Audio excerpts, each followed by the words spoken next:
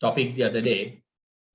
The next topic we have to start as per the syllabus is the operational risk. By the way, I can't remember whether I started the chapter or I finished with the last chapter. Did I start this? No, sir. No, right, great. So we are starting fresh. So this is lesson number 3, operational risk. Exam rate 15%. Now, this is something that we all are familiar with. Most of you, especially in the banking sector, almost all the banks have a separate operational risk team. So there is a kind of curiosity for us to know why we have a separate team, why we need more manpower, the operational risk, rather than the other areas. Probably you can have credit risk as well, but operational risk is technically a bigger role. Any idea why operational risk requires a larger team? Those who are in the banking sector, why we need a larger team there? Because it focuses on the daily operations of the company.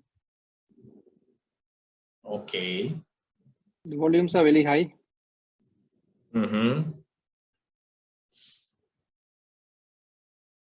Volumes are high. It involves all the people and all the departments as well. Right. So let's see. Let's look at a situation. Let's say you have a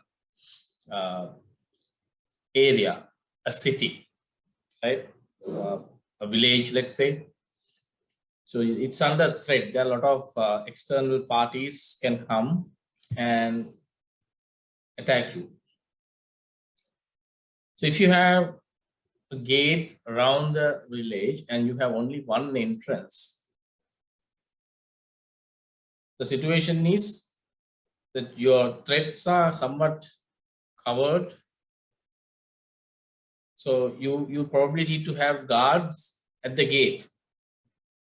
But if you don't have a fence around the village, anyone can come from anywhere. Then technically you need to increase the number of security guards or whatever the protection that you have to deploy. So that is a situation with operational risk in a financial institution, because operational risk is everywhere, right? It's everywhere.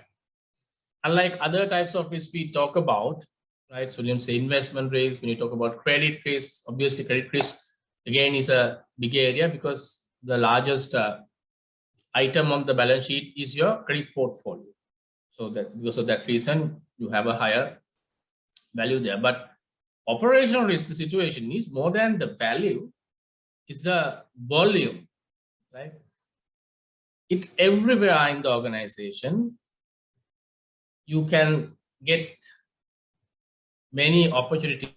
There are many opportunities where you can get exposed to this risk. When you look at the definition, we understand that. So therefore, we need more manpower to look at those aspects. So the definition, so we have the Banks for International Settlement definition. The risk of loss resulting from inadequate or failed internal processes, people, and system, or from external events. Now you can see there are 4 key areas: internal processes, people, systems, external events. Now, if you look at these 4 areas, almost everything, every possible situation is covered there. Therefore, whoever is managing the operational risk need to have a thorough understanding of the possible openings or areas where the organization has a risk, and then have mitigating measures. This definition is very important because you need to understand it clearly for exam purpose. There are questions that tests your knowledge about the definition. So if you do not get at least one word right, there can be, you can get a definition like this with one word missing, right? Internal processes, systems, and external event. The people is missing in that definition. Then you just pick that as the answer because you forgot just one part. And more importantly, I have seen when I discussed the past papers, sometimes we do not pay attention to these, right? There are two things here: inadequate or failed. So that means you might get an exposure to the organization because you do not have a control there. You do not have competence. Say, for example, you don't have a control in a particular area. Let's say you want to ensure that the payments going out of the institution are controlled. Generally, when you have payments, you have segregation of duties, right? One person is writing the check, other person is checking the check. So likewise, you have segregation of duties. And if you do not have it, right, if you do not implement segregation of duties, or when you say one person is preparing the check, another person is writing the check, then at the implementation, both tasks are done by the same person. That means the control is not implemented. There's a failure there, right? So you have not implemented the control. There's a failure.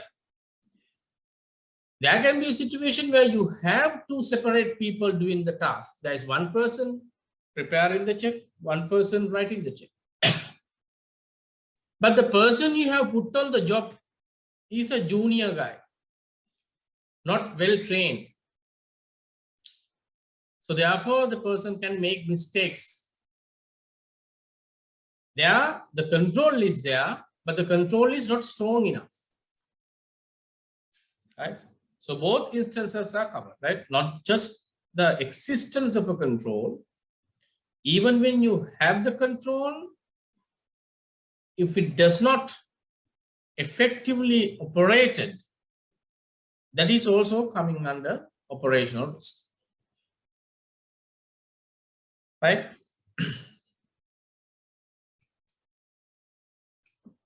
Right.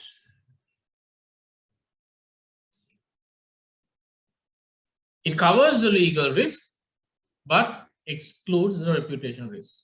Even the legal risk, we don't have a separate category for legal risk in the discussion. So it covers here because legal risk is a result of, again, not having competent staff, right? If you don't have competent staff handling the legal matters, that can expose the organization to risk. And if you don't have proper systems in place to ensure that the latest knowledge on the legal pronouncements are coming to the organization, proper consultation is done, and proper assessment is done on legal matters before any decisions are made. So these are all coming under systems and people related areas. Therefore, the legal risk is within this. But the reputational risk, we have discussed that before. The reputational risk, although we can define what reputational risk is, it is not possible to quantify or measure that risk. Therefore, we do not look at addressing that issue. However, the reputational risk can be a consequential effect of operational risk. Therefore, in that sense, you can manage the reputation risk if you manage your operational risk well. One example I can give is, if you can recall a few years ago, right? Few years ago, we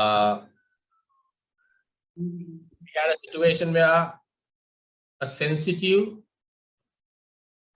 premium customer list of a bank leaked out due to a poor handling by the staff, right? Whoever the staff, probably a junior, inadvertently have attached a list of a premier customer database, right, in a mail, and then it went to other people.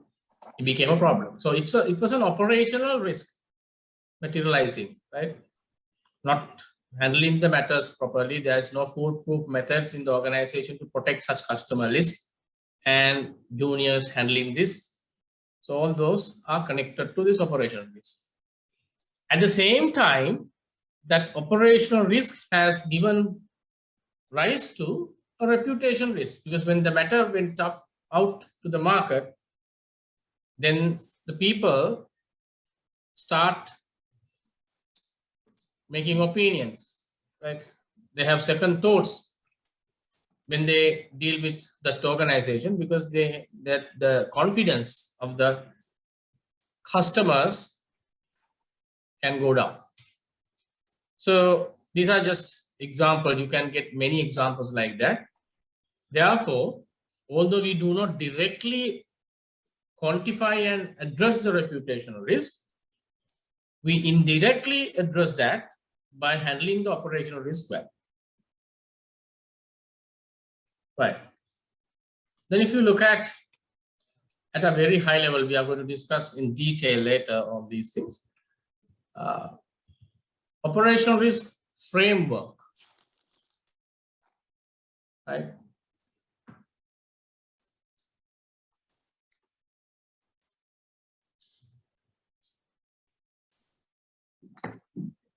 So these are all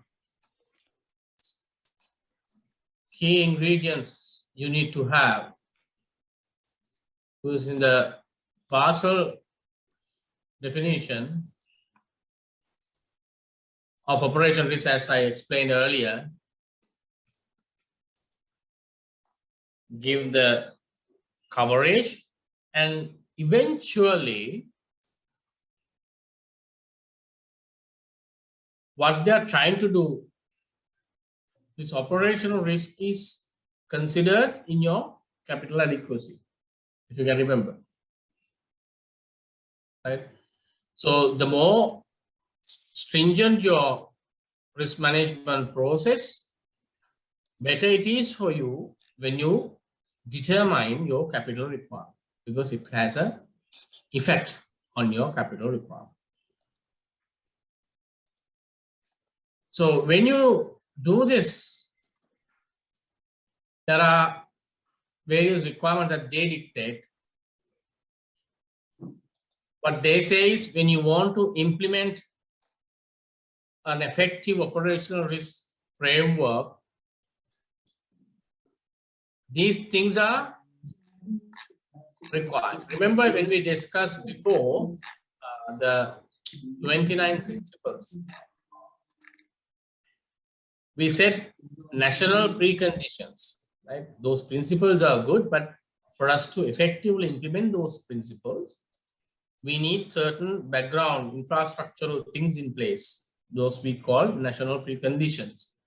Likewise, for an organization to have an effective operational risk framework,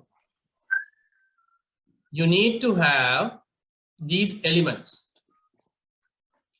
First, clear risk oversight by the board and senior management. Right.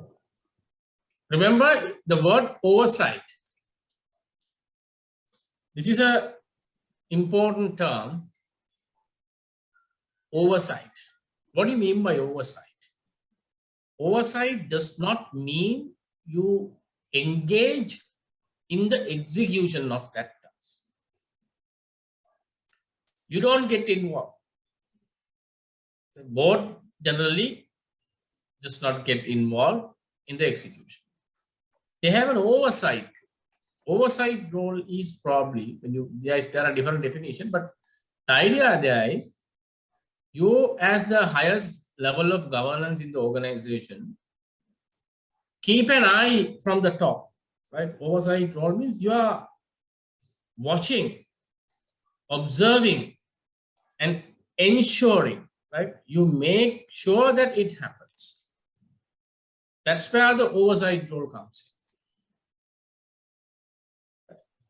So then, clear risk oversight by the board and senior management. The top management and the board need to make sure that they're watching, they're observing, they're making sure things are moving so that the policy will be implemented effectively.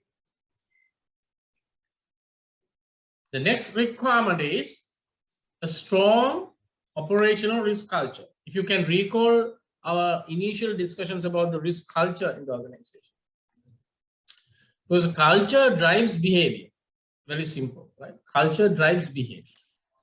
So this culture in the organization will determine how effectively you execute your policy. Because you can have a nice documentation, but if your employees are not geared to, the attitudes are not aligned in the right level based on the risk appetite of the organization to deal with risk, you cannot expect them to perform their job to uphold your risk policy. So that's an important element. The next one is a strong internal control culture. Again, internal control culture means there has to be the mindset. There has to be a mindset among employees to respect the controls, right? You need to first respect the controls in the organization. And then you adhere to those controls. That again is a requirement. Now, I'll give you examples because I've been an auditor of banks for quite a reasonable number of years when I was in the audit firm. So there are enough examples I can quote you. I'm sure some of these practices are still there, although I'm talking about more than 15 years ago experience. For example, when we visit branches, these are the banks where some of you guys represent here today, right? When we visit branches, sometimes we see, you ask, there is something called dual key, right? Dual key control for the safe. What do you mean by the dual key control? Anyone? What is dual key control and how should it function?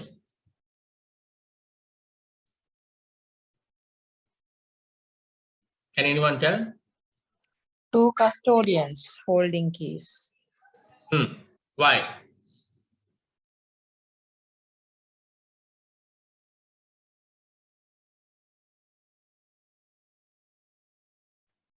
To ensure segregation of duties so that both parties, so that if it's held by one person, that person can commit a fraud, internal fraud. Yes, so to minimize the fraud risk there.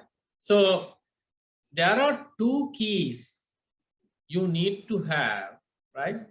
When you control a safe, it is not the design of the safe. Some people think, oh, by the design there are two keys, therefore we have to open both keys. And we have found instances where these two keys, right? You have the original key and the duplicate, right? Altogether you have 4 keys. So 2 people are holding the keys, but they keep both keys together, right? Manager or whoever has both keys, and the other guy also has both keys. So the response was, it is convenient for one person to go and open the safe than two people wasting time and going there. It's a kind of a tedious task every day when you do that. So they thought it's a design of the safe. So let's keep both keys with one person. So then the spirit of having that dual key is not understood.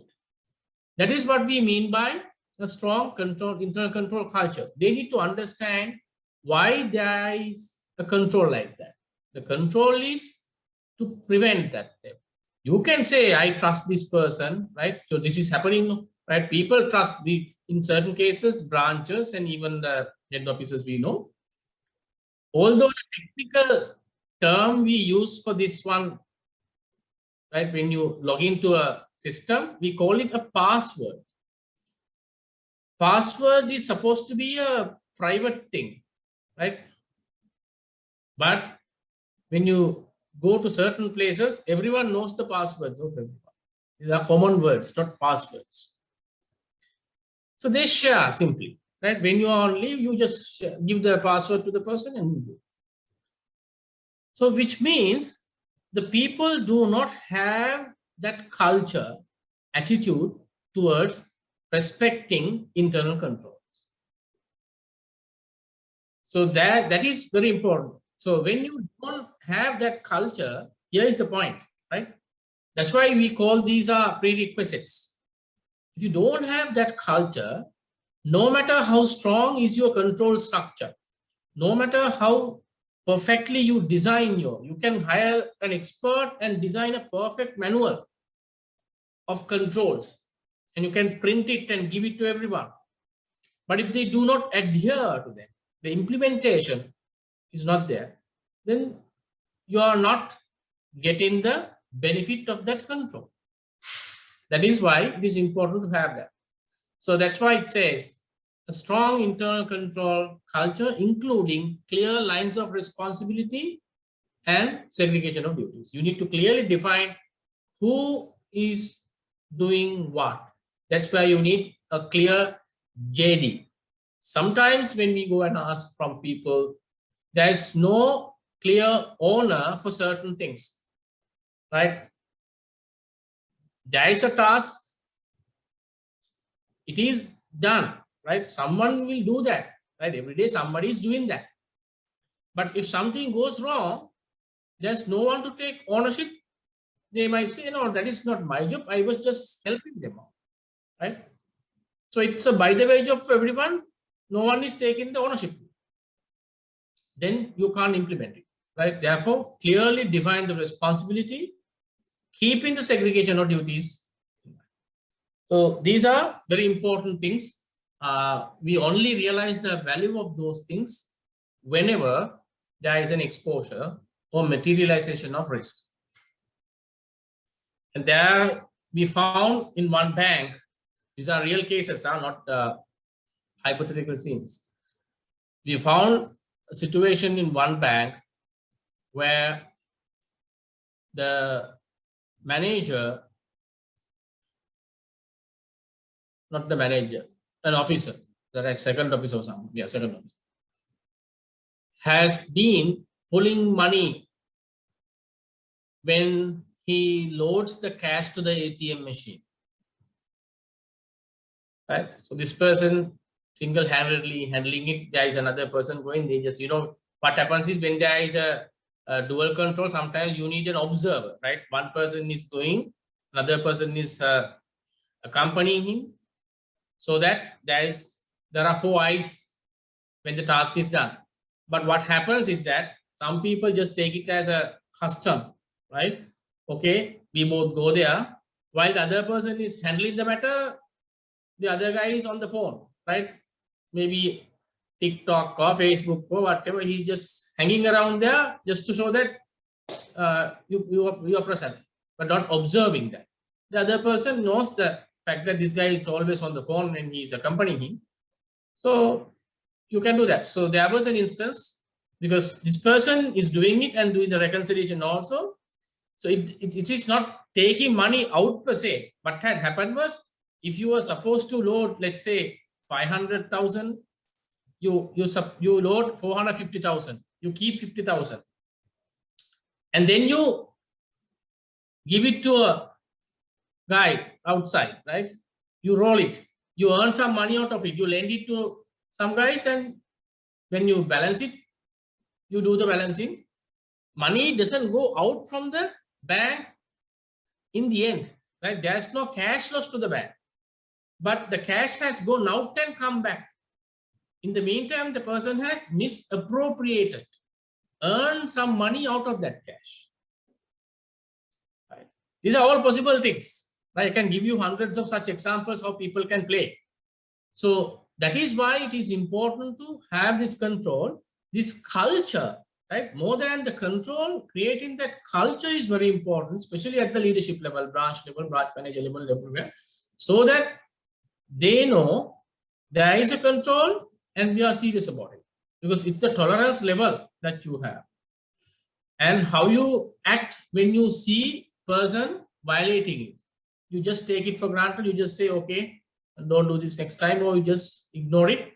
That means you are not strengthening the culture. If you are very strict about those deviations, then you are sending the message to the rest of the people. Our boss is very strict about this. Let's follow. Let's adhere.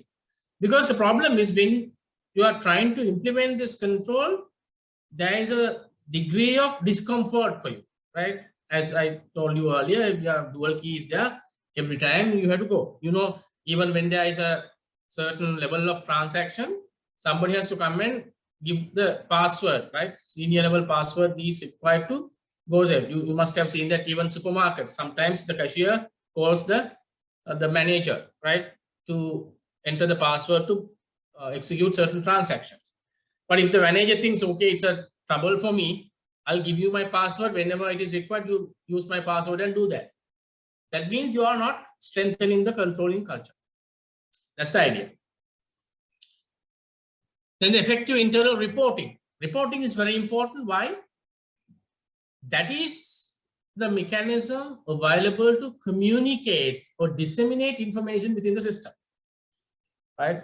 When there are violations, when there are revisions, right? When there are indications, there has to be a reporting mechanism. Then the people within the system gets to know, and that facilitates timely decision making. Then the contingency plan, right? So Yes, sorry. Yes, go ahead. Yeah, I just want to add to this. There's a concept of the checker and maker. Checker and maker concept. So normally the responsibility is 50-50. 50%, am I right? Yes, probably. It's like this.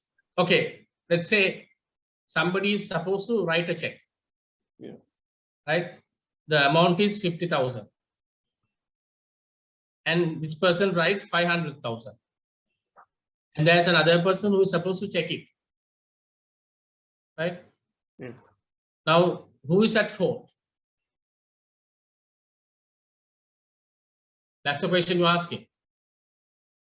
No, I'm saying like, for example, let's say a transaction approval beyond his limit.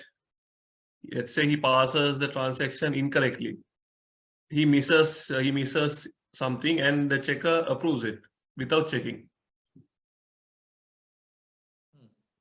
In that scenario, is it like 50% of responsibility of the checker and the 50% for the maker as well? Generally, the responsibility is more on the high rank. That's how it works, right? Because generally the checker is a senior person than the maker. That's how it works, right? Yeah. So the degree of responsibility is more with the seniority. That's how it works. So it's a gate. The first person can make a mistake due to lack of knowledge or various other things. That's why we have a checker. Eventually, both are at fault. right? Because the maker has not done that person's job. Checker also has not done that person's job. Both are at fault. If you want to punish, you need to punish both. But in terms of the responsibility, generally, the higher ranker has more responsibility on the matter. Yeah, and also like the maker can, based on his level of let's say relationship, he can and trust, he can always bypass checking all the time. That's the That's the common. risk. That's the Yeah. risk that person is taking.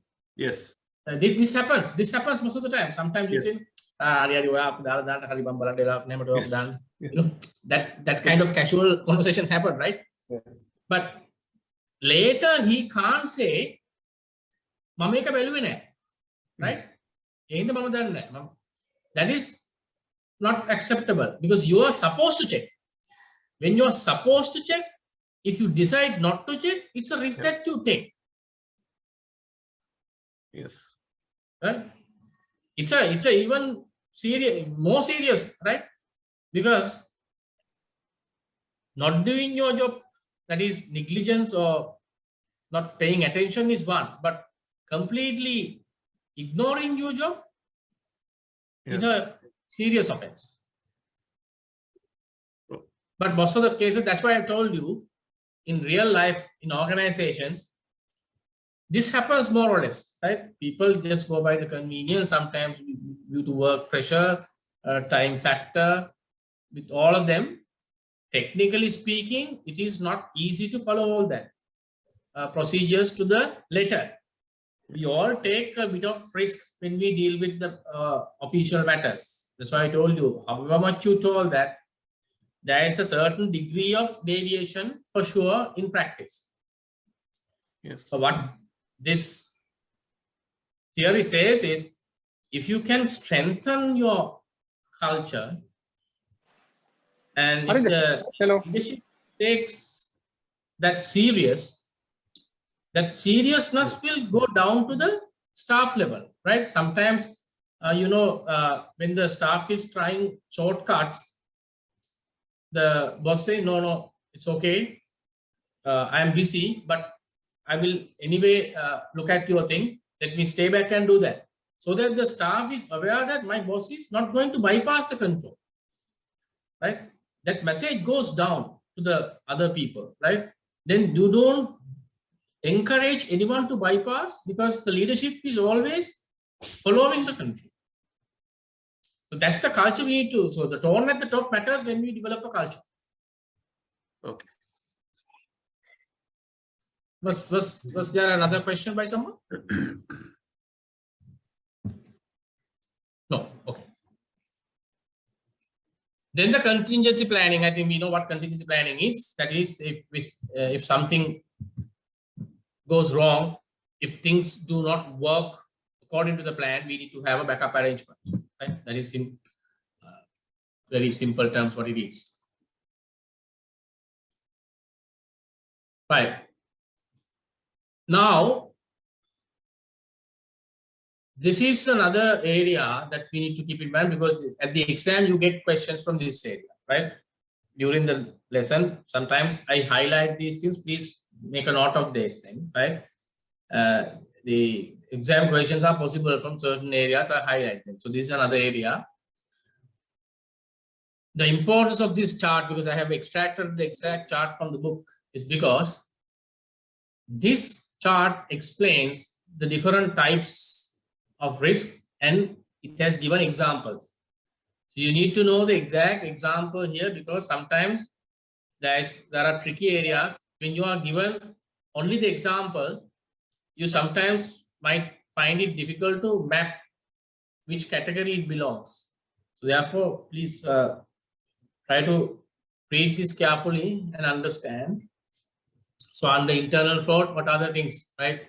Losses due to act of a type intended to defraud, misappropriate property or circumvent regulations, the law, company policy, which involves at least one internal party. Now see, if you think that Internal fraud means 100% inside the organization. You need to now understand it is wrong, right? So there can be a fraud by an internal party together with an external party. There are enough cases like that, right? You get hold of some external vendor, maybe a customer, maybe some kind of a third party to commit frauds in organizations. So then whenever the internal party is involved, at least one party is internal in the entire group, we categorize that as an internal fraud because there is a party within the organization involved in that. External fraud is no involvement of internal party. Right? Very important to remember this, right? If there is no involvement within the third internal party, so sometimes let's say we sometimes hear robberies, right? So some branches are broken by, let's say, a thief came in the night, right, and took the money out or jewelry out or whatever. But sometimes we realize that there are unusual circumstances that you cannot reasonably assume an external party may not know what exactly is in that. What are the timings? What are the instances or what are the occasions that you have this risk? Say, for example, you must have heard some organizations, private sector organization, there are a lot of issues, there are a lot of robberies taking place during the payday. When you take the money from the bank or wherever, on the way, there can be issues. But when you have different strategies or techniques to avoid threat, and if you see that these thieves target their actions on time, there's a suspicion that there's some involvement internally, right? So probably you will later realize, yes, they have done it based on internal links. So those are internal frauds, not external fraud. Committed by external parties with the support of internal parties are considered as internal fraud. You can argue the case, right? But here, what they have given is what they have defined. So therefore, for exam purpose, you have to go by the definitions. Employment practices and workplace safety. Right? Employment practices. That means how you act in the organization. So there are certain, when you say employment practices, it may include physical practices, it may include how you deal with certain policies and laws, right? Then again, you are within the radar of risk. Say, for example, sometimes you say you have a practice of hiring people, but not issuing the letters of appointment, right? Not getting the clearance, right? Not assigning the task. That's a practice. These are the employment practice of the organization, right? And there are certain legal requirements you need to fulfill. As a practice, you don't adhere to them. These are all related to employment. And even workplace safety, sometimes even the fire, if you are in a high-rise building, and if you don't have a fire exit doors in that building, that's a workplace safety issue. Right? So these are all risks. We are not talking about frauds alone, we are looking at risk in general. So that includes frauds and non-fraud risk as well. Clients, products, and business practices. Right? You can have unethical practices. Sometimes you have certain pricing mechanisms, bypassing some regulatory requirements. And sometimes you can have certain transactions or lending arrangement with customers without proper agreements in place. So likewise, you can have those things. And sometimes when you define a new product, you may not pay attention to certain exposures. It is important that we have a policy within the bank when you develop a new product. There has to be a particular level of screening, evaluation, and different functions in the organization, the compliance, the risk, the legal, the finance, right? Everyone needs to give their input from different angles before you launch the product. And if you don't have such practices, the product may have certain weaknesses or risk implications. And it includes the clients as well. Clients. That means your KYCs, right? You onboard inappropriate clients, right? Not worthy to be clients of the bank, you have onboarded. And then that client will bring risk to the organization. That happens. Then we have damage to physical assets, that is understood. Business disruption and system failures, right? These are all system related ones.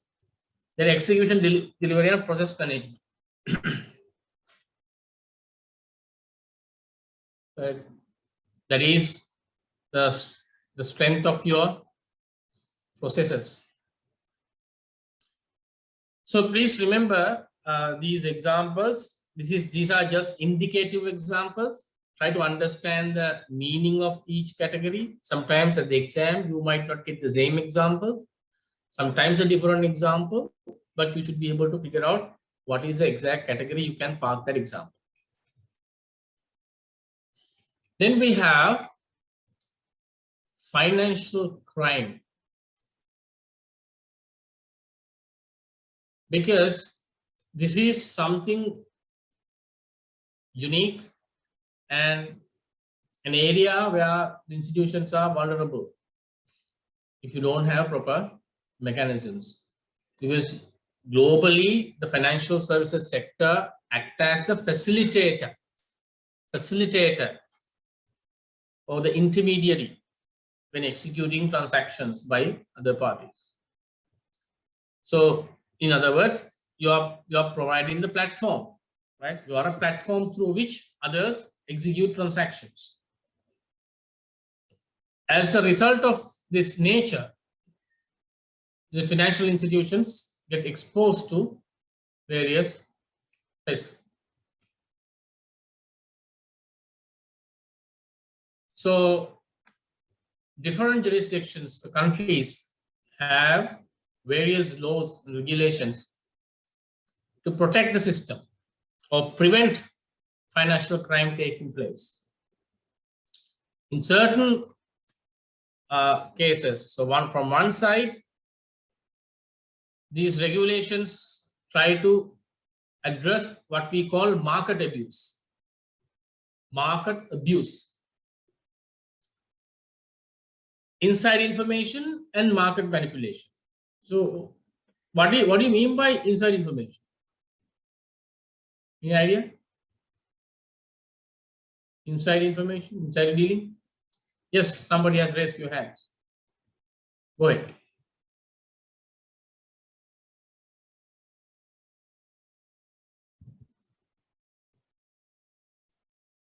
The Zoom user, I can't read the name. Your hand is up. Is it a mistake or you want to ask question? Probably a mistake. What is inside information? Anyone?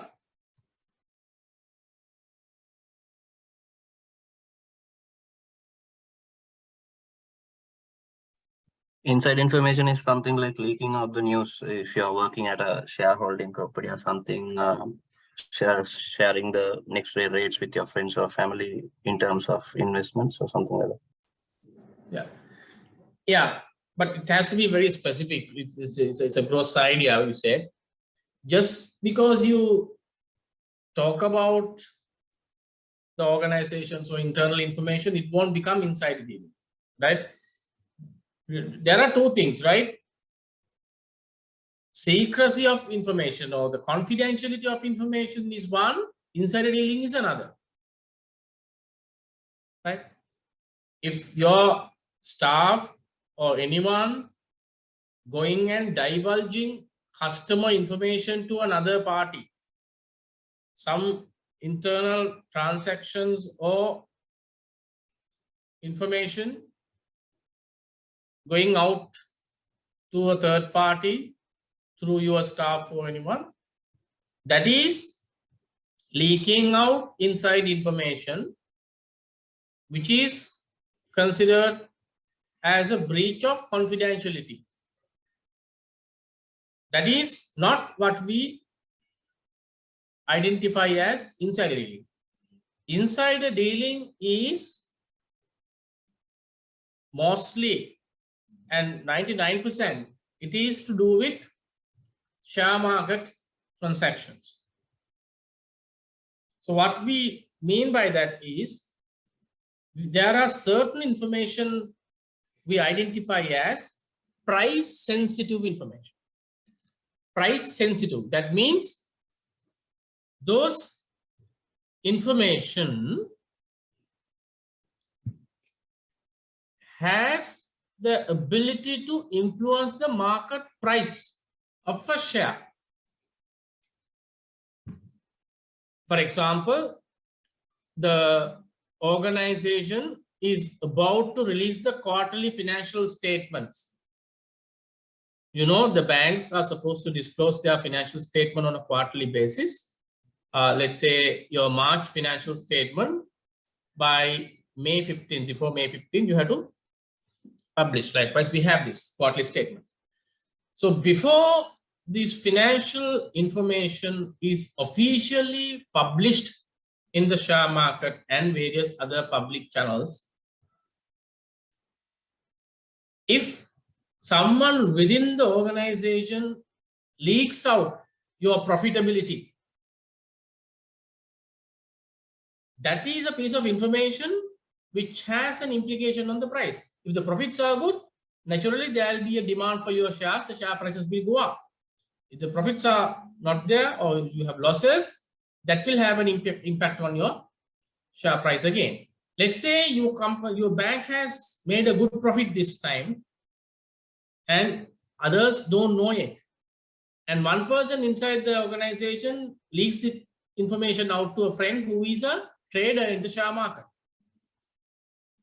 And knowing that the prices will go up, this person can invest in a large amount of shares, can buy shares, and by the time the information is released to the market later, there will be a demand for the share, the prices will go up, and you can sell that shares and make some money out of it, right? So that is what we mean by insider dealing, right? You are leaking out or you are getting the benefit of price sensitive information before the market knows about it, before making it public, right? Then the next one is called market manipulation. Market manipulation. That is, you are sending misleading information to the market, right? You are misleading the market by giving misleading information. This misleading information sometimes one cannot say it is incorrect information either, right? But the way you present that information can give a wrong impression to the reader, and based on that, the decisions can be made, and those decisions are not correct on the basis of the information that they have made. So to prevent that, you need to ensure that the information is safeguarded within the organization. That's why, you know, even there is a period called close period, if you know, right? There's a period close period. That means during that period, the management of the organization or the key management persons in particular, right? They are prohibited from executing any transaction during that period, right? That means that is the period within which you have this sensitive information being discussed and shared. And there are instances even in the Sri Lankan context that some people have taken undue advantage on this end. There are regulatory matters connected to them as well. And this other part is to avoid what we call money laundering and terrorist finance. There are regulations in the financial system to prevent that, money laundering and terrorist financing. So terrorist financing, I think it's understood. That means your terrorism is illegal anywhere in the world, right? And there could be instances where the money is routed through the financial system. Eventually, they have funded the terrorist organizations or the individuals connected. So there has to be a mechanism within the organization to make sure that you identify those suspicious transactions and address them. That is where we have this STR, suspicious transaction reporting mechanism, and KYC policies, know your client, right? Know your customer. And in certain countries, it goes further, know your customer's customer as well. And for example, you can, okay, you know your customer, the customer brings money, the customer is doing a decent business or whatever, but how do you know that the parties from whom the customer is collecting money are genuine? So certain legislations go beyond that customer, KYCC. So likewise, there are various defensive mechanisms, preventive mechanisms to address it. For the exam purpose, we need to know a little bit more about money laundering, right? So before that, I just highlight this part. I have explained the key area of this, right? On the market abuse, I discussed about insider dealing. The other one is giving improper disclosure and improper dissemination. I did not discuss in particular about improper disclosure, that means giving information to undue parties. Now, money laundering. Money laundering is something that you need to know because there are questions in the exam on this. This is not very difficult, but quite popular area.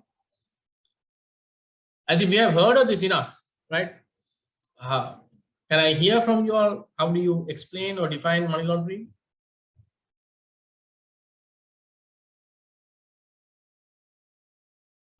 Anyone? How do you define money laundering?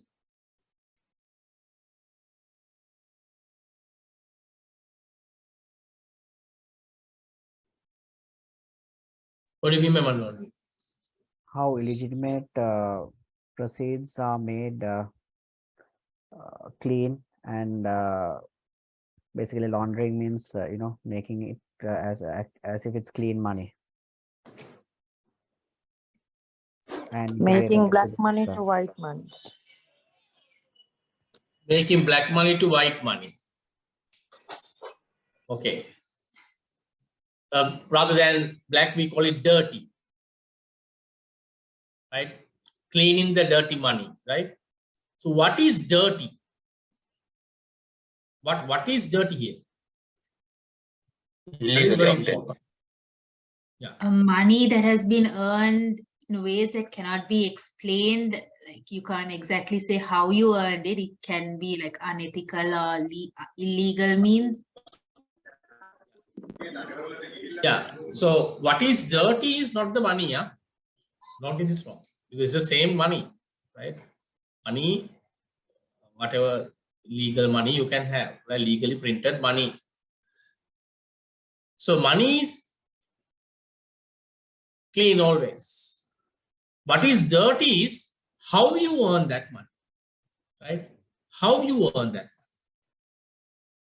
So there are illegal means of earning money, right? You rob a party, you sell drugs, right? You sell something illegal, you earn through bribes, right? These are all illegal means.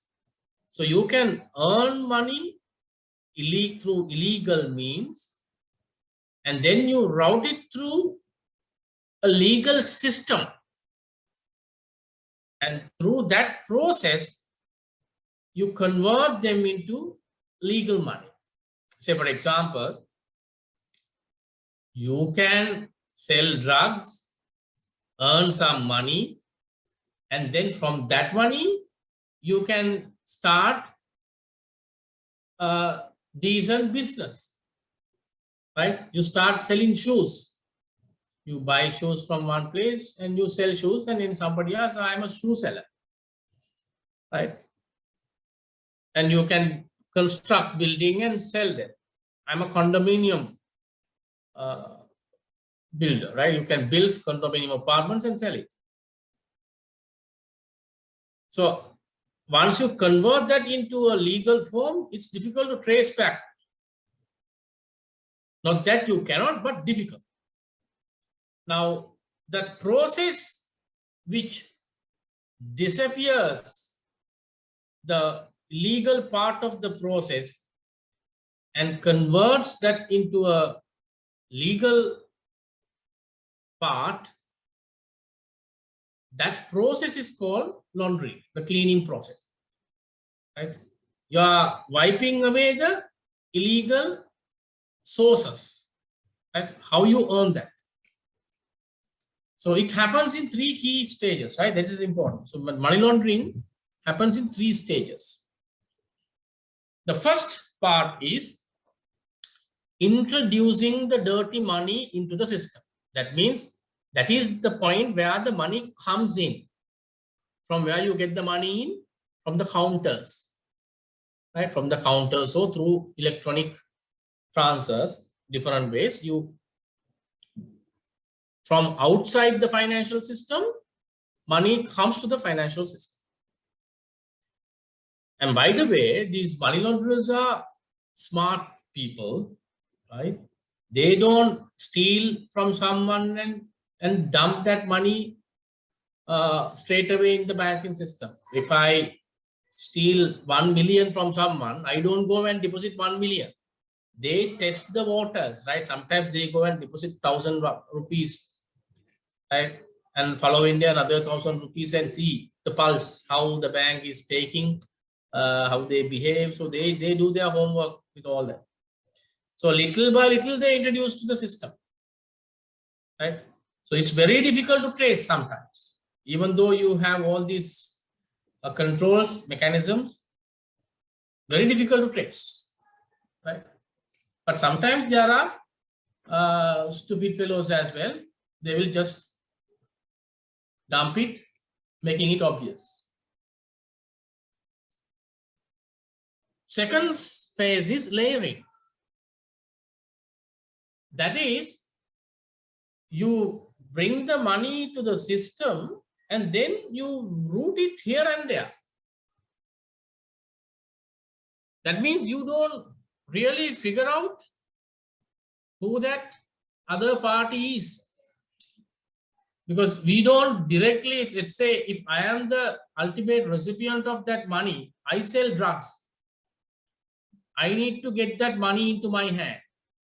I probably will not get the money from the buyer directly to my hand. the buyer might give that money to another party. That party might go to the bank and deposit that money. And from that money, that party might route that money into various other peoples here and there. And then I might get that money from a different channel to my hand. Right? Then a person may not be able to connect the dots and say, it was A's money that I have got eventually. Right? That is what we call the layering process.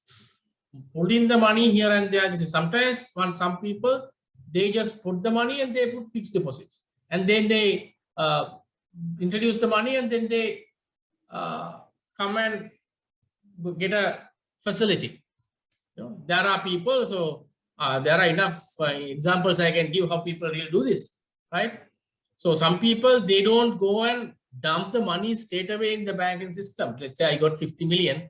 The moment I go and put that money in the bank, I'll be caught, right? So probably what I can do is, without putting that money into the banking system, I go and obtain a loan, right? I show my properties, whatever, with my capacity, I obtain a loan. I buy a condominium apartment, right, for 40 million or whatever. And then I pledge that apartment as the security and get the loan from the bank. And then I keep on paying that loan. Where do I pay the loan from? I pay the loan from the dirty money I have collected. So that the money will not come to the system straight away.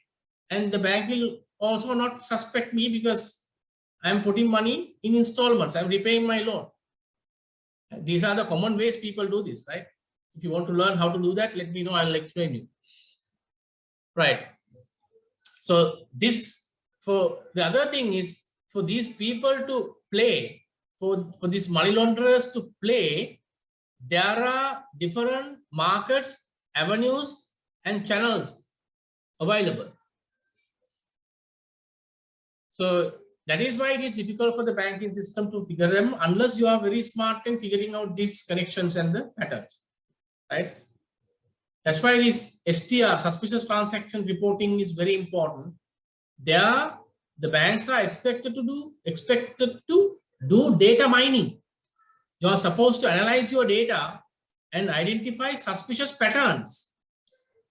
There can be suspicious patterns, right? If you really do that, you can figure out. Sometimes if I have 10 million, I can't put that 10 million straight away to the bank. So what I will do is I'll break into 10 pieces. From one branch, I go to Vellavatta branch, deposit 100,000. I go to Bambalapitiya branch, deposit another 100,000. I go to another branch. So I go to different locations and deposit. But on the back end, if someone trace it, they realize that how come the same account is getting, right, 100,000 slots within the same day or short period of time from different places. There's something fishy there, right? Or sometimes on a consecutive pattern, right? 100,000 today, tomorrow 100,000, the following day 100,000, likewise, you get it.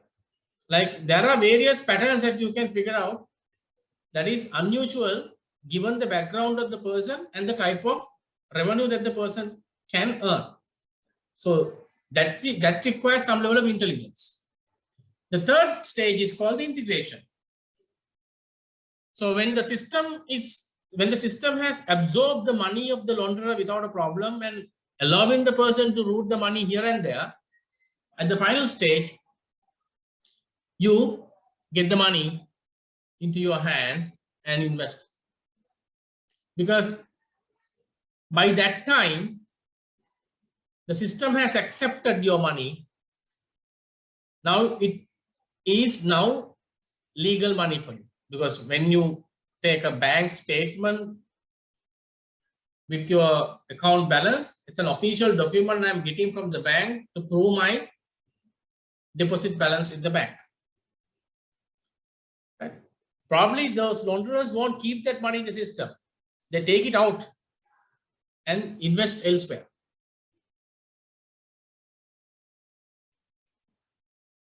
Any questions, clarifications?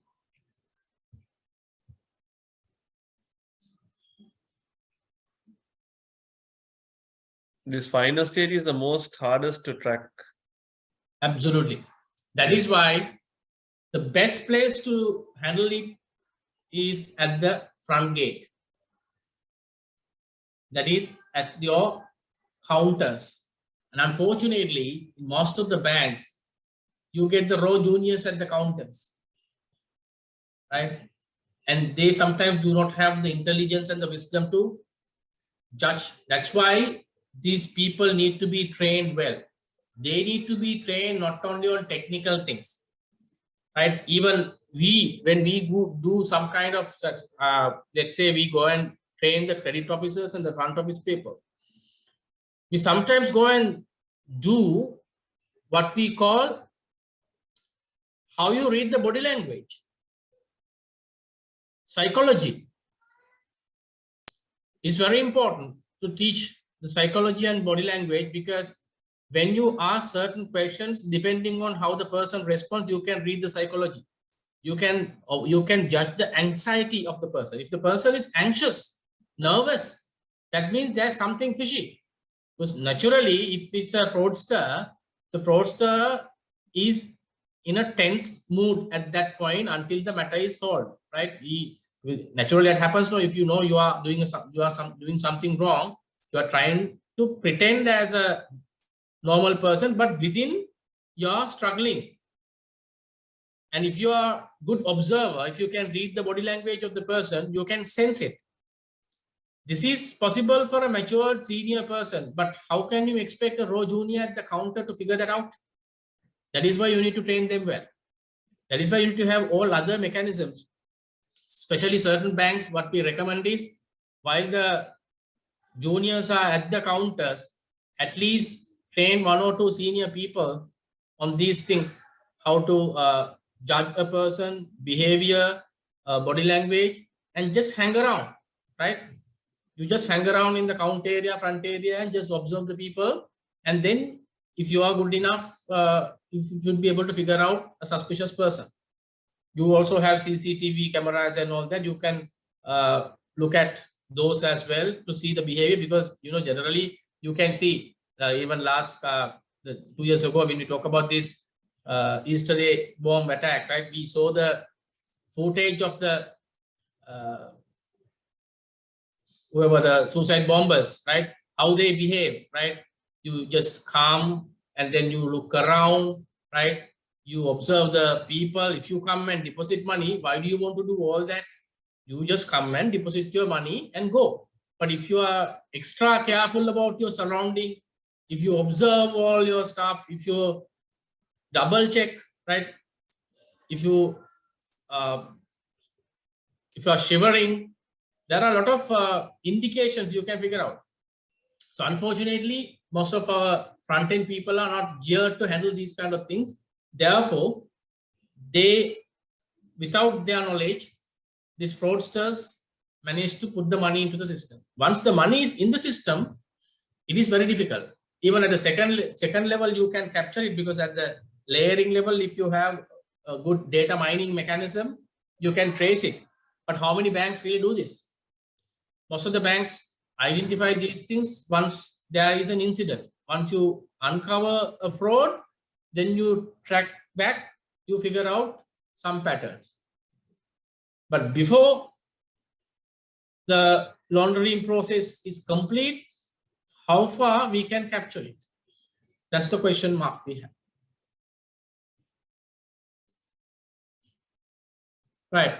That is why these AML, anti-money laundering provisions, are very stringent in most of the countries. Even in Sri Lanka, we have this. So we need to practice them. So that includes identification of your customers, record keeping, and also reporting suspicious activity. So I'll tell you the importance of record keeping. This is not in the banking sector. Recently, something happened to my own brother. He has been called upon to the CID for a suspicious telephone call matter under his name. And the long story short, my advice to him was to go and check with the mobile operator about those SIMs, to see that the SIMs were under his name with his ID card, but someone else was using. And he went and he declared that those were not his ones, and he has requested the original documents of the application when they issue the SIM. And he found what were the identity card copies that were submitted to the mobile company was something that he has shared with another party for a different matter. Fortunately, he has kept a copy of that, and he was able to prove that the copy has gone to the mobile operator through that party, because there were certain clues to prove that it was the same copy that he has sent. Because they have maintained those documents, this has happened several years ago, now only it's coming to light. Because of those record keeping, they were able to trace. Now the matter is under investigation. They have almost traced the people. So that is very important, right? I'm just telling you the importance of all this, because that's why even in the legal system, they say you need to maintain records minimum six years. And for Companies Act purpose, the Companies Act requires the records related to financial statements should be kept minimum 10 years. So with regard to these customers, customer onboarding documents, the identity verifications, and various other records, maintaining is very important, because whenever there's a suspicion, you should be able to go back and trace and identify the patterns. Thirdly, right, the first one is customer identification. Second one is record keeping. Third one is reporting suspicious transaction. As I told you, in the Sri Lankan context, there's a unit in the central bank called FIU, Financial Intelligence Unit. All the banks are supposed to send 2 types of reports to them. The first type is they have given a cutoff. All the transactions above that cutoff limit, you need to send the central bank for their record purpose. They will do their investigation if there is a requirement. Secondly, irrespective of the amount, if there is a suspicion on a customer or a transaction, you are supposed to send that information also to the central bank. We call it suspicious transaction reporting, STR. So that again, FIU will investigate whether there is any suspicion or whether there is any actual frauds behind the scene, because they have the ability to work with the CID and various other components in the legal system to trace those transactions. Right. Any further questions? So the key points.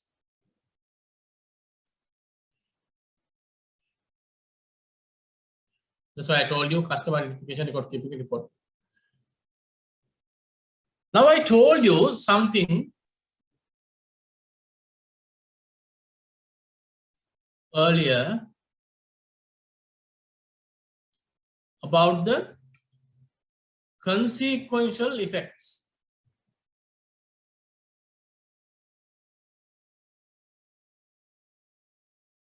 Right? Consequential effects. What do you mean consequential effect? That means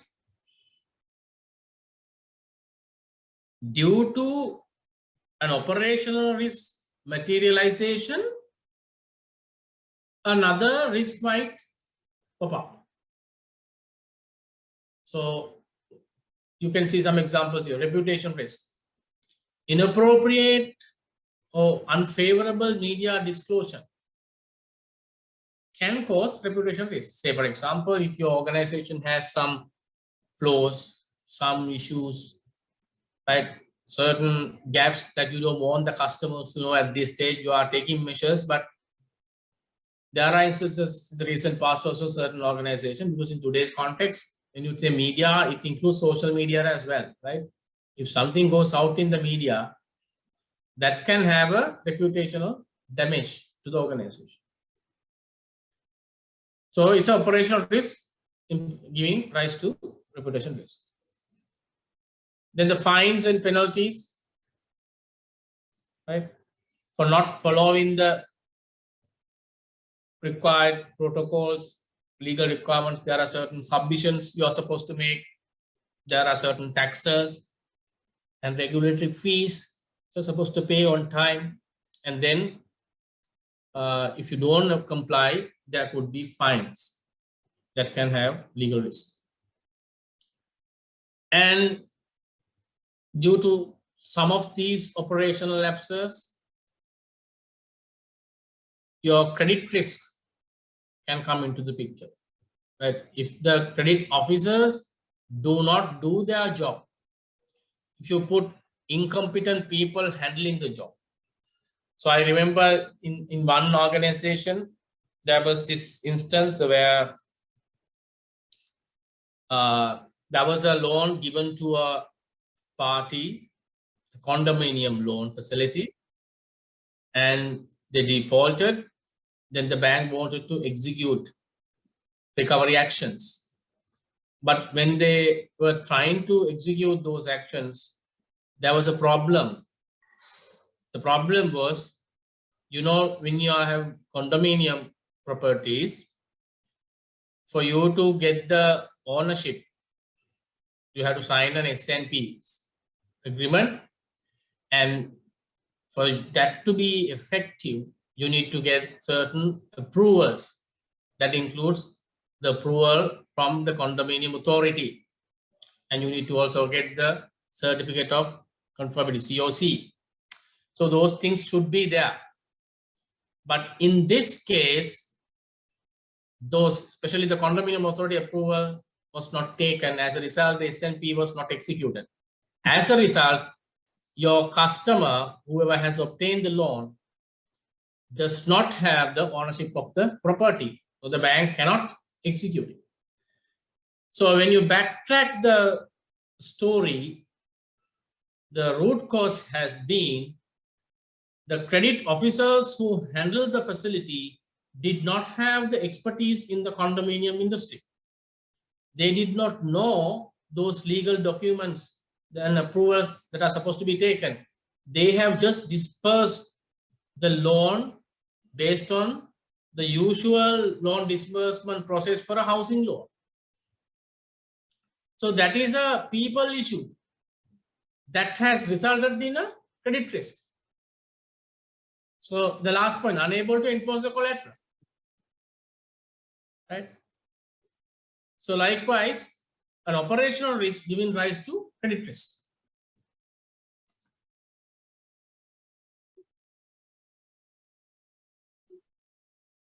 Right. Then we have other risk, market risk, liquidity risk, right? So all these things, investment risk, these are all consequential effect. That means due to materialization of operational risk, it gives rise to other risk. Right. So the time is 8:30.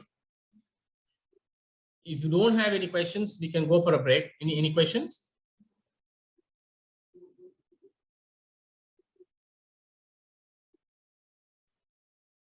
No.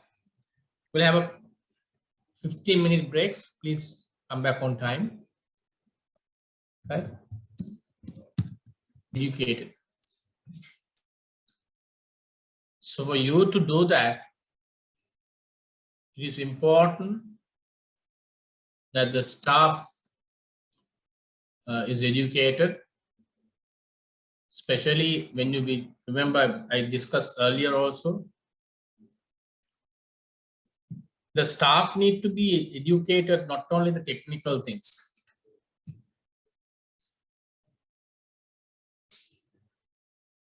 The importance of knowing the surrounding things. Right? It's not only for the organization, because we are trying to first set the right mindset among the staff for them to understand the gravity of the matter, for them to know why it is important for them to pay attention to those things, why it is important for them to take adequate measures to deal with it. right? So it is not only for the organization,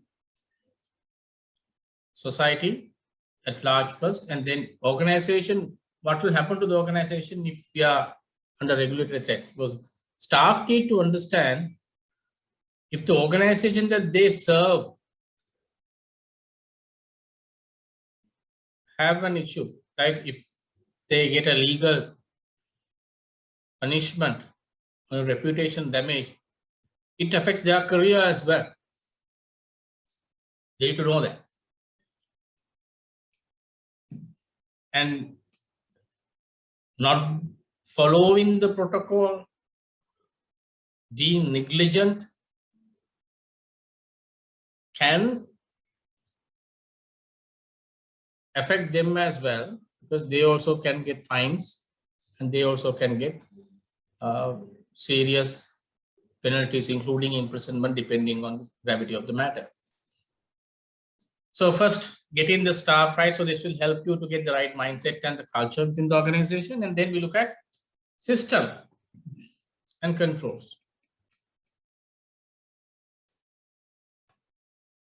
Right, then monitoring, very important. While you have the systems and controls in place, in order to ensure the effective implementation, you need monitoring, because monitoring will ensure that things are executed as designed or as planned.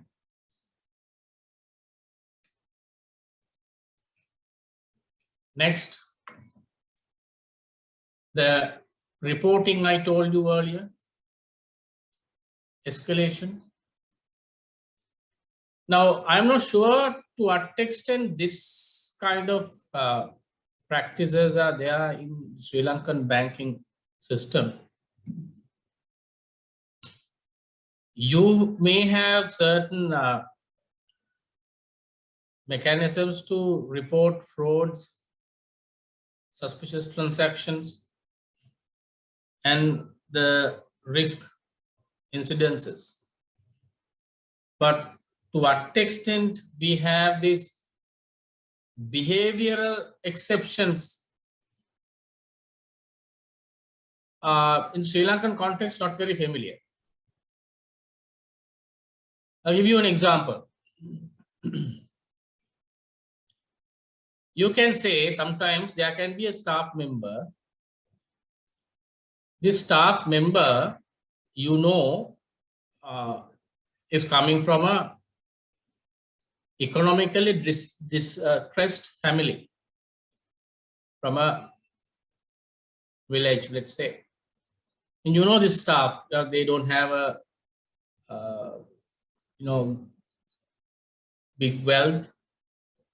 There, maybe the father is a farmer, mother is a housewife, and this person has studied with much difficulty and joined the bank.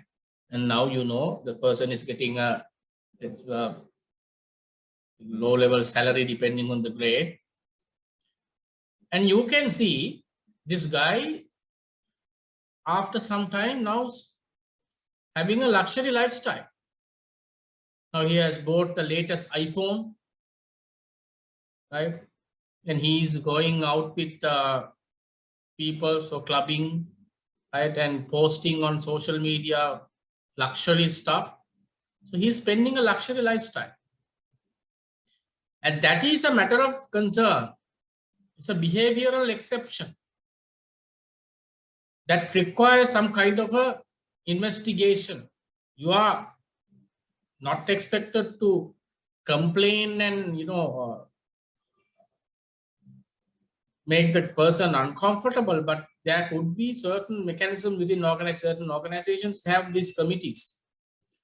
They sometimes do what we call overt, right? There are two ways of handling it, overt and covert, right? And you can make the investigation obvious to the party and then you directly deal with the party and do that.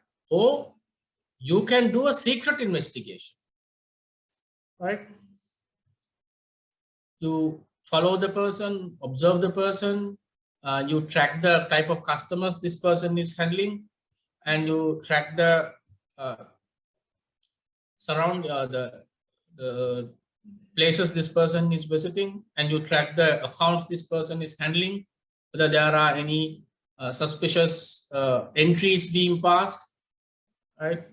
You can go and trace this. So that kind of things might help you to figure out a possible fraud. This could be a fraud, and also without the fraud, it can have the people's behavior can have risk to the organization. I am not sure to what extent this is practiced in the Sri Lankan banking system. If anyone has any experience, let me know if your organization has that kind of a mechanism or a team who are attending to these kind of things. I'm not sure. Right? I would like to know if there's any. Because this is mostly connected to the previous topic we discussed about the money laundering, frauds and all. Then the penalizing. Right? When you know people are not adhering to the rules, people are violating the established rules and regulations, you inform the relevant authority and penalize. Now coming back to the operational risk policy. So it is important that a firm, financial institution, has a strong written operational risk policy. It captures a scientifically constructed logical approach to look at the overall risk of an organization and how you manage it. And it also acts as a roadmap. Right? So this roadmap will connect the dots. You can have isolated departments and activities in handling it, but this will connect all of them. And then you see holistically how you are managing the risk of an organization. It's a firm-wide methodology after all. And also, it captures the methodology and it outlines each component of the approach and who is doing what. That's very important.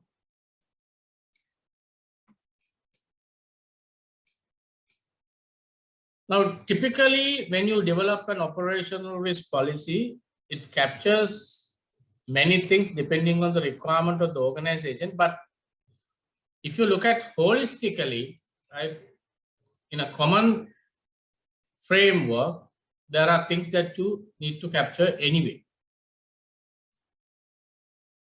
Right? So this will involve, when you define the policy, the firm's operational risk appetite. Why? Because this will set the tone about the level of risk the firm is willing to accept. And that will build into the culture as well. Right? So you have to define what is the level of risk that we want to embrace. That will be embedded in the policy, and everyone in the organization then operate within that. So this sometimes is a major differentiating factor among different players in the market. Right? When you operate in the same market, different banks may have different appetite levels. So depending on the appetite level, they will operate. So that is why, for example, if you have a higher level of risk tolerance, right, you would want to embrace relatively higher risk, the bank might decide to reduce the resources within the operations risk function, because you are willing to bite a little more risk than the other organization, then you don't want to fully equip the operational risk department. You deal with a certain level of risk and you live with it. But if you are an organization that wants to have a very low tolerance, that means you want to control or manage the risk as much as possible and to maintain it at a minimum level, then you will strengthen your operational risk function. You strengthen the team, you strengthen the resources, and your monitoring will be much more stringent than another organization. Say, for example, even when you conduct your risk meetings, some organizations, right, if you look at the corporate governance standard, your risk committee meeting once in a quarter is sufficient. But if you are having a stringent risk management policy, you want to have a lower risk tolerance on operation risk, your risk committee meeting can be monthly. You advance it. So all that will depend on what you set here as your risk appetite. That is very important.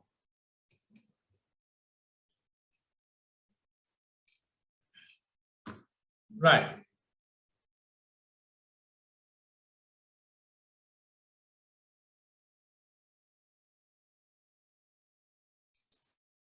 Defining the methodology used to identify and categorize the operational risk. As I told you in the previous section, there are different ways you can approach the thing.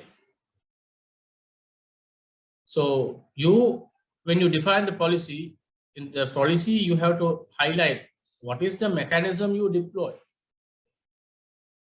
to identify, and then you put those risks into various buckets, because operation risk has different categories we discussed earlier. So when you identify them into different buckets, you need to have a framework, guidance, so that everyone in the department has an idea about what the approach they need to take when they identify the risk. Then the method you use to measure the risk.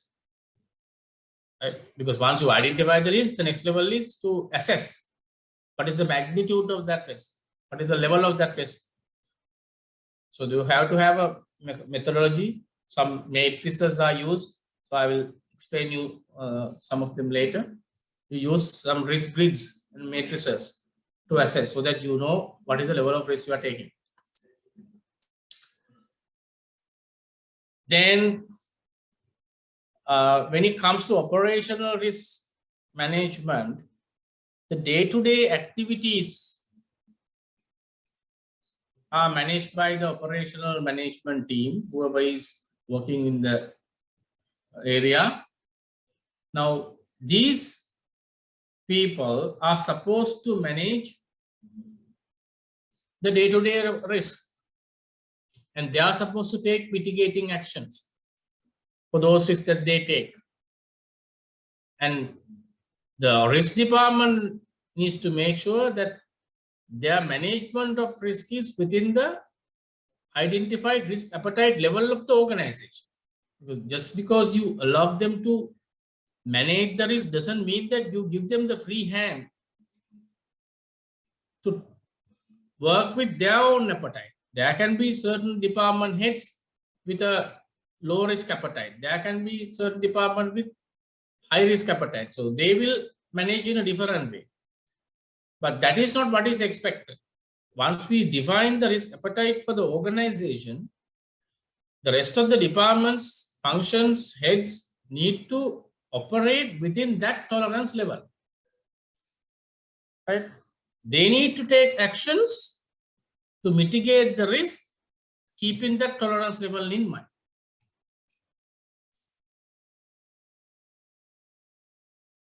Then you also need to monitor. So this monitoring responsibility can be assigned especially for the risk team. Right? They need to monitor how the operational management is mitigating the risk, and when they execute those mitigating actions, how effective are those actions. You need to ensure those. Right. Then reporting and escalating mechanisms for risk. Now, this is an important thing I told you earlier. We have bankers here. I would like to hear from you. Do you all have what we call an escalation matrix? You know what escalation matrix is?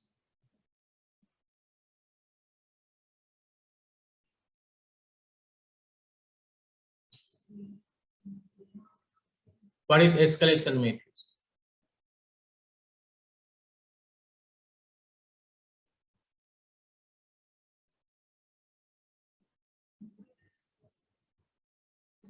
Any idea?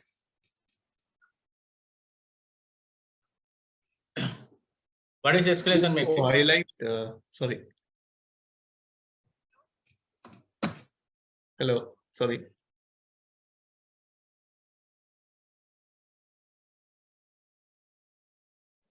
Yes, just go ahead.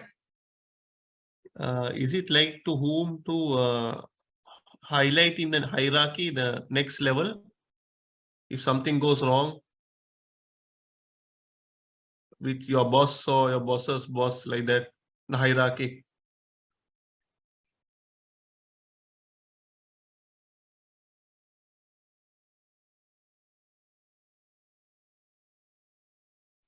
Anyone else?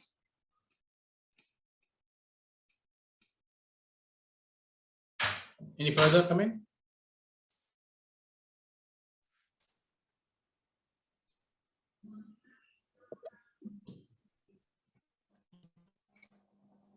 Identifying near miss events, things like that.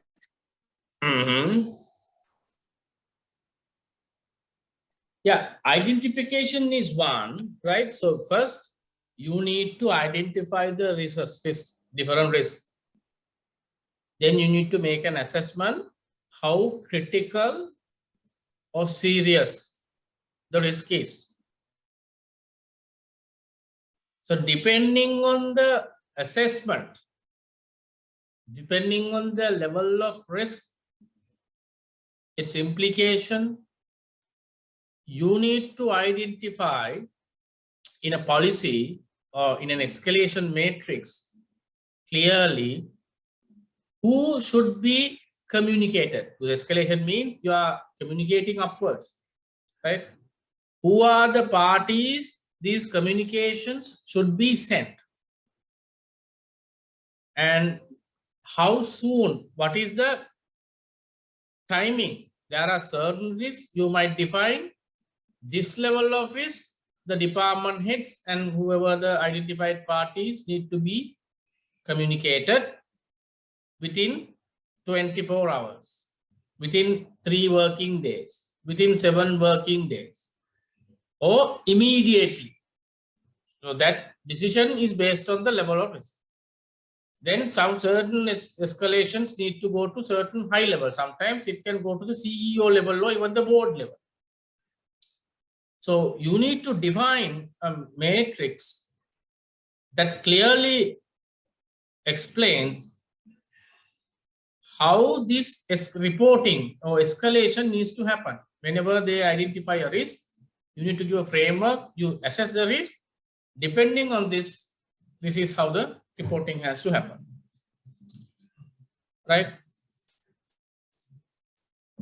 So that's the escalation matrix. And it also, then it's transparent because everyone knows how the reporting has to happen. So therefore, there's no issue of missing out certain important information on risk or not communicating to senior management because there is a clear guideline. And that will also facilitate timely decision making because there are certain risks that you need immediate actions. So for you to take immediate action, depending on the magnitude of the risk, you need to report it to the appropriate party. So you can't wait till your usual or regular meeting to take place to update about some of these risks. So I did not see this kind of matrices to the level we see in international banks, in the Sri Lankan banks. Did someone say something?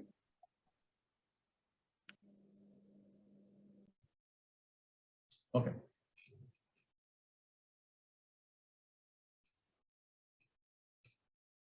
Right. So when you do the policy, another important thing we need to keep in mind is that it's always good to use common terminology. Right? Common terminology. When you say common terminology, that means a terminology that is acceptable by all parties. Especially when we say terminology, we mean having a globally accepted terminology, so that you can use some standard definitions across the board. Then it's easy to interpret. So when you have such a terminology in your policy framework, it helps you to have some global standardization, especially when you deal with other counterparts. You can have your branches or other alliances. It's easy to understand and communicate when you work on a common standardized approach. And also, when you want to prioritize, remember, when you prioritize the risk, that prioritization should happen at the organizational level, at the bank level, because certain risks that might be priority for certain department might not have the same priority when you look at it at the organization level. At the organizational level, there could be another risk coming up from a different area that might be more important and relevant. So therefore, you need to do that prioritization. When you do the prioritization, if different departments or functions have different methodologies, different terminologies, different definitions, you cannot do that, because then you don't have a common understanding. That is why it is important to have a common terminology, so that each department, when they present the risk factors, they use that standard approach, then easy to compare and prioritize. Right? And also, when mitigating and taking actions, and when making assessments of the departments and people on managing risk, when you have a standard approach, it will make your life easy. And more importantly, when you look at the risk management, eventually we are trying to get the holistic risk of the organization and then try to link it to the capital adequacy. So then you can't have different pockets or different definitions within the same pool of risk. So that will help you to have an organizational view when you have a standardization. Right. So when you have a comprehensive operational risk policy, what are the areas you address through the policy? First thing,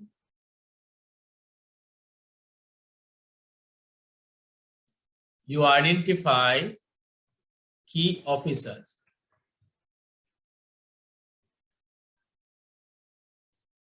When you manage the operational risk from an organizational point of view, it is important to understand or identify different individuals or officers in the organization who will play different roles. So these key officers include the heads of the departments, right? So before we go there, let's start from the risk department, right? So in the risk department, I told you this function headed by the chief risk officer. You have different units under this department, and then you have individuals working for those subunits. Then this risk department, when you have different units, you have a separate head or a line manager for each sub area. Sometimes different people are given different segments in the organization to manage. Right? So you identify each line manager or the head within the risk department who needs to deal with the other areas and work on this. And also, next level, that is from the risk department, then the management side, the senior level people, whoever is taking control over different aspects of the organization. So they also need to be identified, and you can define the type of risk that they are supposed to manage. Then if you have a group of companies, sometimes we have conglomerates, sometimes we have associate subsidiaries or various other forms of alliances, then you have a group function that will look after the overall organization or the group. So then you need to identify at a group level also if you have that kind of an arrangement. Then you also need to identify at the staff level, there could be certain staff you want to highlight or you want to assign specific tasks.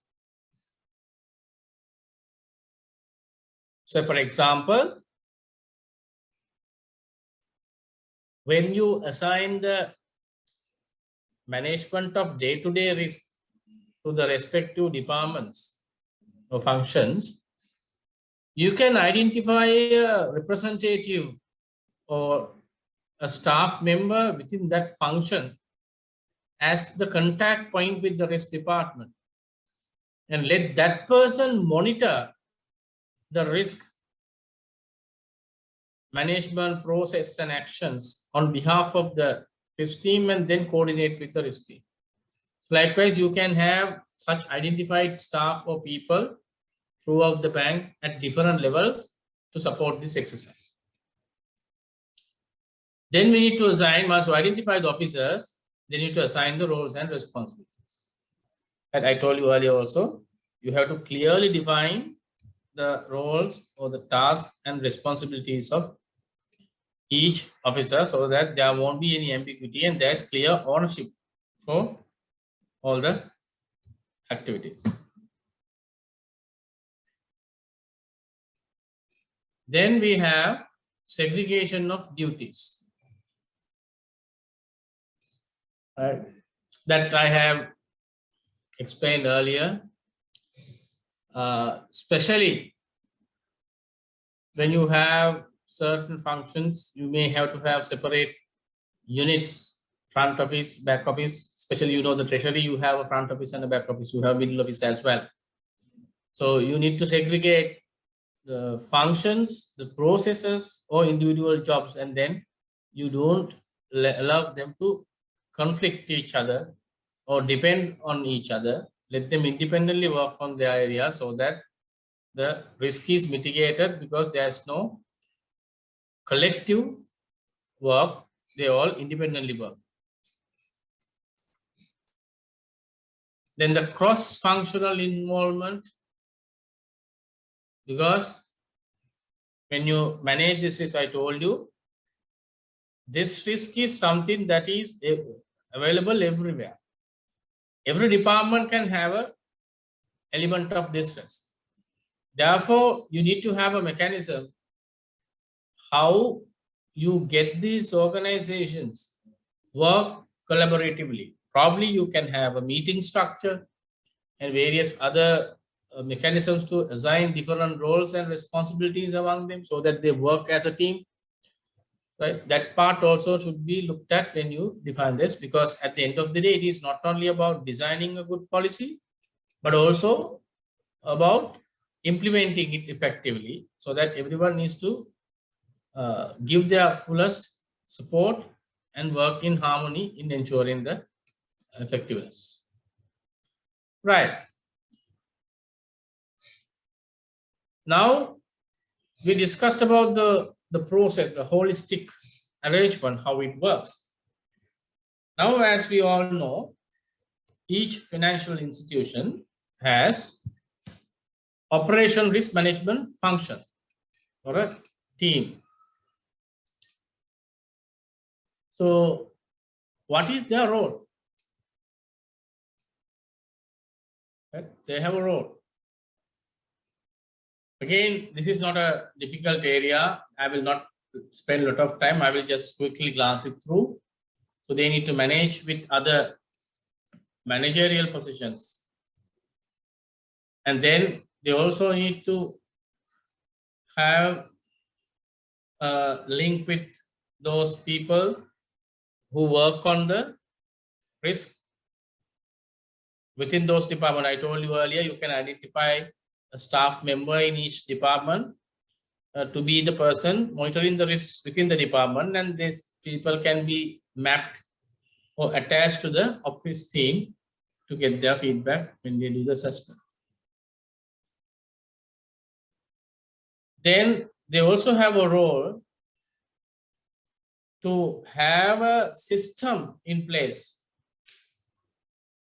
That system will track, control, right?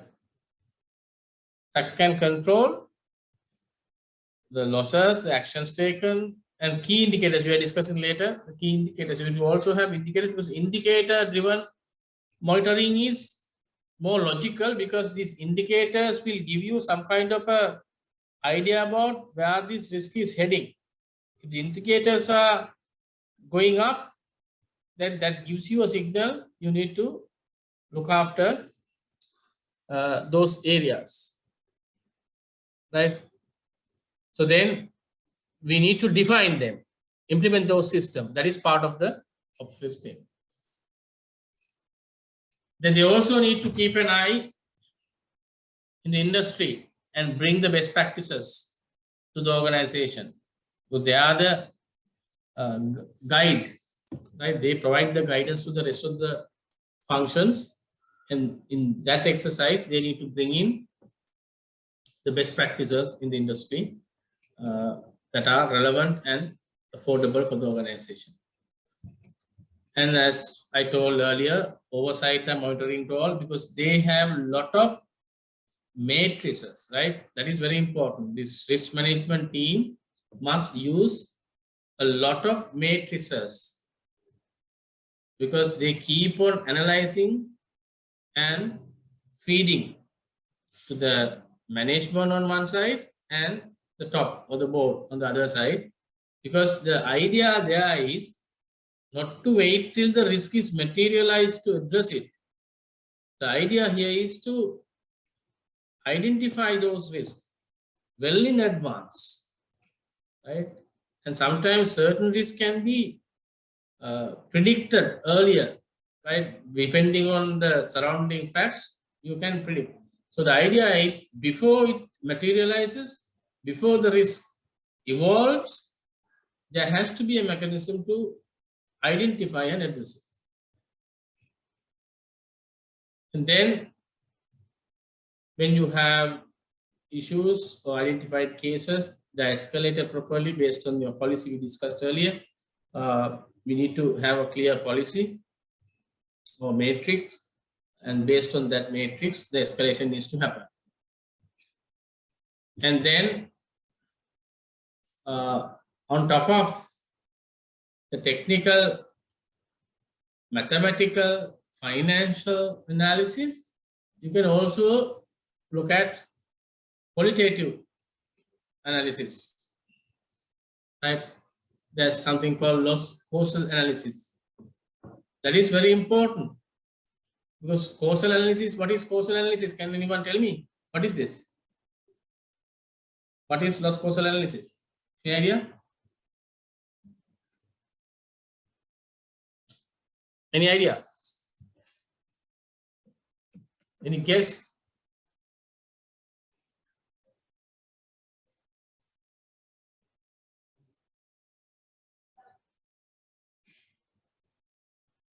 No idea. What is the cause?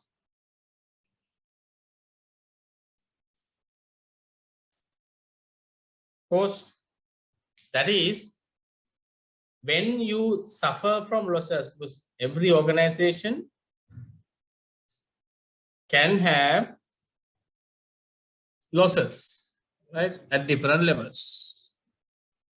So what you do here is that you do a root cause analysis. You identify the cause or the reason for those losses. Once you identify those reasons or causes, you do an analysis and figure out, right? You can say out of the total risk events, loss events, we had 35 loss events during the last year. Out of those 35 loss events, 10 events are due to this reason, right? 10 of them are due to this factor. 5 of them are due to this factor. So that you analyze based on the cause of that risk to figure out the critical area. Sometimes you identify out of the total losses, 25% of the losses were due to negligence, right? Staff not following the procedure, protocol. Then you know where the problem is, you can address it. Is it a training issue, attitude issue, right? Any other resourcing issue, we need to figure out, then we can address it. That's why it is important to do this causal analysis, especially in the current context. We know the impairment. Now, with the revision of the standard, you are now looking at expected losses, right? Earlier, it was incurred loss method. Now, expected loss. That means you need to forecast, predict the losses based on the current performance and historical performance. Therefore, this causal analysis will also help you to predict if this was the case in the past. You can replicate that to the future when you forecast your numbers.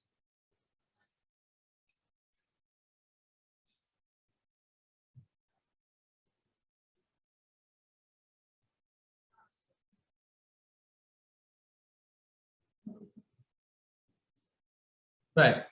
Then HR reports. HR reports, why? Can anyone tell me what is the purpose of this HR reports, exit interviews? What is the connection to the risk?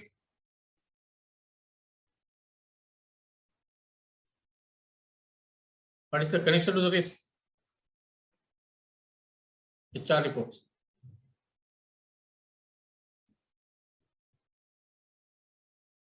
Anyone?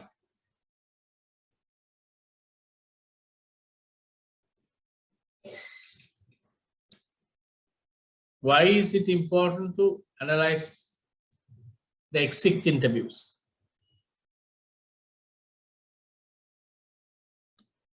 Can guess?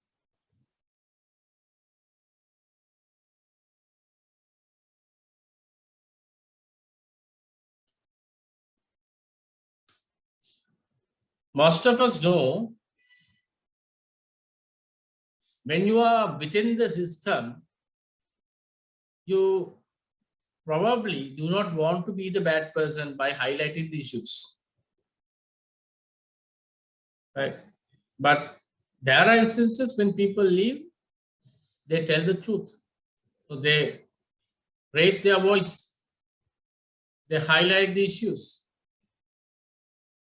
right? And they sometimes, if they leave due to various reasons, they explain why they leave as well. So that also highlights, say for example, probably certain staff leaving from a particular department because they can't tolerate some of the unethical work by their line manager probably. Now see, this unethical work by the line manager is an employment practice that causes risk, because that can have a consequence to the organization. Now that statement, this person is leaving, but that person's statement will help the management to make an assessment about that risk. Therefore, there are hints, implications, and information in the exit interview forms in determining your overall risk level of the organization. Then they also suggest, right, to have statistical modeling to quantify, because especially when you deal with the regulator, central bank, and all, they need to be given proper analysis with statistics and facts as to how we assess the risk. Therefore, it is important to send them. Then we discussed about identifying and assessing the risk. Now, what are the methods or approaches we can take to do that? The easiest and the most convenient way is called the self-assessment. Right? Self-assessment.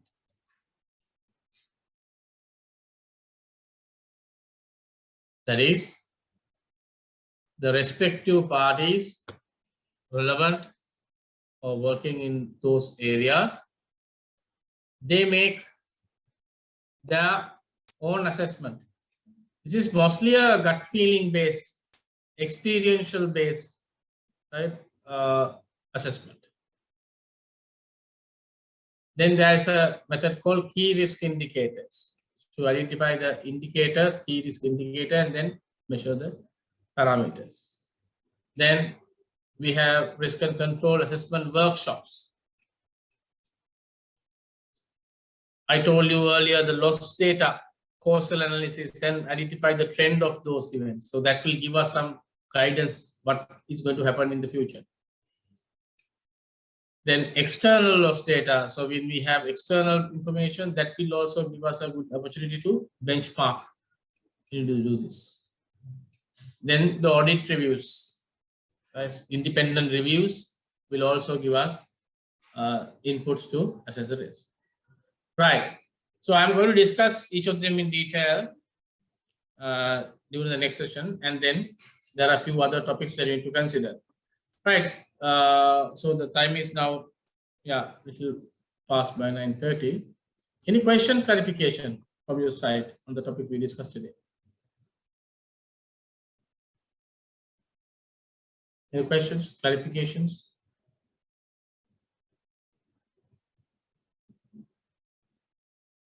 Right. So if you don't have any further clarifications, so I'll stop that today with the topic. If you still have any further clarification, you can even bring in next week. And most probably I will finish the balance part halfway through the class, and then I will start the next topic, that is credit risk, after I'm doing. Right. So today is the last day we meet in the current year. We are meeting again in the next year, 2023. So I wish all of you all the very best for the new year. Let's hope for the best from all fronts. See you next week in the new year.